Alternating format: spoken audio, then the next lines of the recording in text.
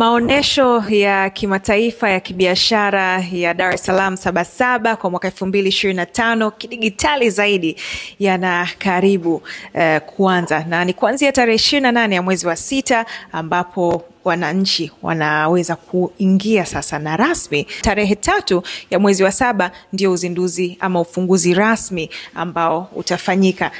Na katika yote haya tutafahamu mpaka sasa maandalizi yamefikia wapi na nini ambacho unapaswa kufanya ili kujipatia tiketi yako kidigitali zaidi. Tuko hapa na balozi wa maonesho haya ya kimataifa ya kibiashara Sabasaba, Banana Zoro. Karibu sana. Ningepo kwenye balozi atuweke mheshimiwa balozi.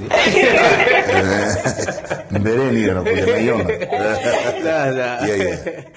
Basi mambo ni mazuri. Ndio. Sasa tumesema kwamba yanakaribia kuanza. Na sasa hivi hatua za mwisho kabisa ndio zinafanyika. Kwanza nafasi bado zipo? Bwana, mpaka sasa hivi kwanza hakuna nafasi yote ya mabanda wala kupata banda wala kuweka banda, kwa sababu mwitikio mkubwa sana. Yaani wadau wamejitokeza kwa wingi na kwa haraka, nafasi zote zimejaa. Na kama unavyoona kuna mabadiliko makubwa sana yanaendelea, yamefanyika mpaka mabanda mengine mapya yamejengwa, ya zamani yamevunjwa. Nafasi inaonekana imekuwa finyu, watu wamechangamkia fursa. Kabisa.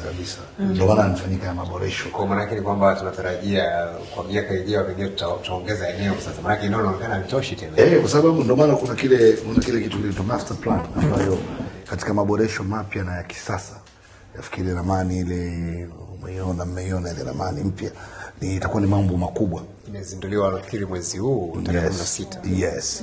Mwezi Juni tarehe 16. Katika kuboresha kutokana na wakati na mahitaji. Na ni jambo la msingi sana. Kwa maana inakuwa ni sehemu ya kufanya shopping, sehemu